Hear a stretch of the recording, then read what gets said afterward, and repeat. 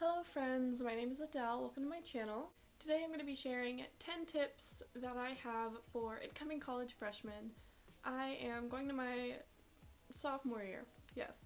I'm going to my sophomore year in college this year, so I thought it would be fun to kind of share some tips and advice that I have for incoming college freshmen. This is just what I've learned from my freshman year experience. The first tip I have is to get involved.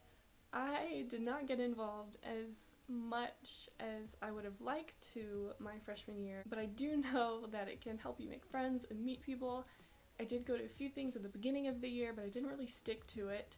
So I suggest you find something you love, stick to it, and I think it'll just come in handy. You can meet new people, have advice, and you can do something you love and find people who have the same interests as you. The second tip I have is to go to class, because I know before I started college I was like, what do you mean? Of course I'm going to go to class. I mean, it's college. Trust me, you will not want to go to class some days. Even if your professor doesn't take mandatory attendance, you should definitely want to go to class because they can have really important notes, or just hearing someone explain it better, or you can get help from people around you. Either way, just going to class and getting up and actually going to class actually helps, because trust me, you will not want to go to class sometimes. Also, sometimes near the end of the semester when it's getting close to finals, people will start to not go to class. It'll definitely go down, the attendance.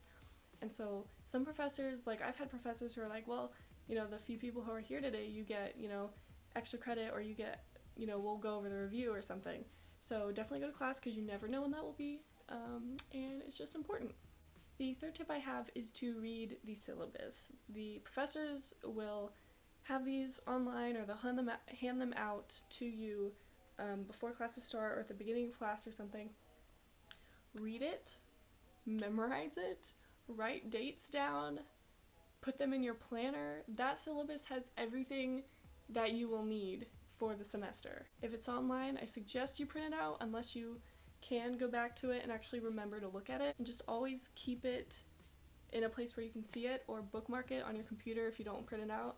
Either way, just always look at it and make sure you're not missing anything. Make sure you know what's coming up and you know what material you need to read beforehand, or what you're going to be going over in class, especially if you miss class, or you can't go to class, you're skipped or something. You'll know what you missed or what you'll be going over. It's just a good thing to have. It's the holy grail of your class. My fourth tip is to balance your social life with your schoolwork. Everybody says this, but you are paying to get a degree. You are paying to attend class. So obviously school comes first, but it's okay to have a social life, and it's okay to hang out with people.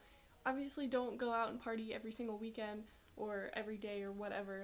Unless you can handle that, that's fine. Make sure you have a balance for yourself so that you don't overwork yourself, or you don't just party all the time. And that's not even necessarily partying, that's just make sure you have your priorities straight and you can balance your time and manage your time, and you know how to prioritize. My fifth tip is to find the best study environment. Some people can study better in a library, some can study better in their dorm room, some can study better in a coffee shop. It doesn't matter, just make sure you experiment with different places and kind of know where you can get the most work done. At the beginning of my first semester, I studied in the library with friends, and I liked studying in the library, but I found out that kind of studying with people around me, at the same table as me, was not that helpful, because I would get distracted, I would talk to people, and so there's that. Unless everybody is in the same mindset to where everyone is just doing their own thing and not talking to each other. Another place that I studied well and could get stuff done was at a coffee shop. My boyfriend and I would go to this coffee shop on the square, down by near campus, and we would study there, and I got a lot of stuff done sometimes. And then I found that studying in my dorm, while I did that most often, that's probably where I got distracted the most, because I have my computer right there, and I have, my phone, and it's a safe, familiar environment where I know where to get snacks and, stuff like that. So definitely just find the right environment for you to where you cannot get distracted and you can get your work done. My sixth tip is to take advantage of your campus resources. Now, this can mean a lot of things. This can range from the testing center and getting help with essays and tutors and stuff like that, to knowing when your college is going to have free events or free stuff, to also taking advantage of the health center and counseling and stuff like that. This also includes your professor's office hours. I actually have not been to any of my professor's office hours because I'm always too scared to go, but everyone says that it's a lifesaver, so I would definitely recommend that. But study groups and SI sessions and stuff like that, I definitely recommend going to because they have helped my grade in the past in certain classes. Go to the career center, go to any of the testing resources, stuff like that. My seventh tip is to take advantage of your campus and the city around you. I like to make mental notes of places around the city when I'm just walking or driving around or something.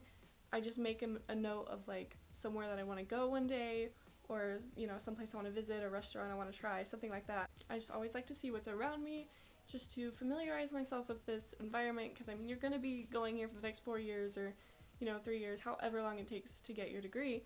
But I think it's just really good to know what's around you and know what you have and what you can use. My eighth tip is to remember that your motivation comes from yourself. In college, your parents aren't going to be there. You're not going to have, the same friends that you did have, you always studied together or something like that. You're going to be the only one holding yourself accountable. So you have to remember that high school is not the same as college. They are two different ball games, and so remembering that you're here for a reason and you're paying for college to get your degree, procrastinating or not prioritizing right and then failing classes and having to retake stuff, or just taking a long time, or just not turning things in or getting bad grades, it's all on you. You have to hold yourself accountable.